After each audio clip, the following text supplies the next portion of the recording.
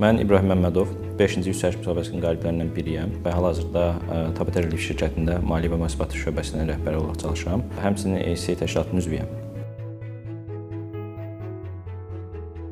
Mən ilk dəfə 2-ci yüksəliş müsabiqəsinə qatıldım. Açığı müsabiqə ilə bağlı birinci müsabiqənin qaliblərinin cavabları açıqlananda məlumatım oldu. Daha sonra müəyyən qədər araşdırdım və gördüm ki, əslində burada qazana biləcəyim bir çox şey olar. Ona görə 2-ci yüksəliş müsabiqəsində özümü sınadım və həmin müsabiqədə finala qədər irəliləyə bildim, ancaq təəssüf ki, qaliblər siyahısına düşə bilməmişdim.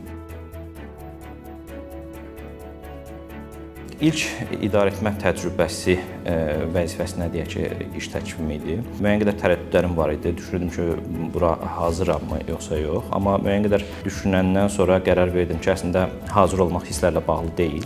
Heç də həmişə rastlaşdığın çağırışlara hazır hiss etməyə bilərsən. Ancaq əsas olan fəaliyyətə keçməkdir. Əsas olan bu çağırışa cavab vermək və üzərində davamlı işləməkdir.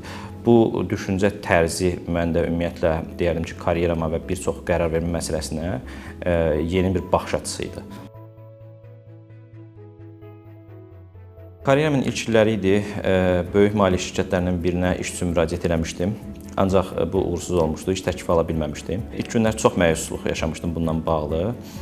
Ancaq mən daha sonra düşündüm ki, oturub məyus halda davam etmək lazım deyil. Əksinə mən öz üzərimdə demək bundan sonra daha çox çalışmalıyam. Çünki həmin şirkətin mənə qatacağı dəyəri də özüm necəsə kompensasiya eləməliyəm. Və işlər elə ki, əslində bir müddət sonra, bir neçə il sonra mən həmin şirkətdən daha yuxarı pozisiyadan belə deyək, iş təklifi aldım. Bu dəfə mən özüm qəbul eləmədim. Müəyyən səbəblər var idi, müəyyən şərtlər var idi. Ancaq bu hadisə mənə bir növ təslim olmamağı, davamlı üzərində işləməyi və davamlı ümumiyyətlə də mübarizə aparmağı öyrədən əsas hadisə olmuşdu.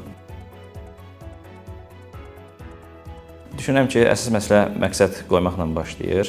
Məqsəd qoyandan sonra o məqsədə doğru nələr edilməlidir, bu daha aydın olur. Həmçinin belə bir ifadə var ki, getmək istədiyi limanı bilməyən gəmiyə heç bir külək kömək edə bilməz. Ona görə başlanğıc nöqtəsi məncə məqsədin qoyulmasıdır.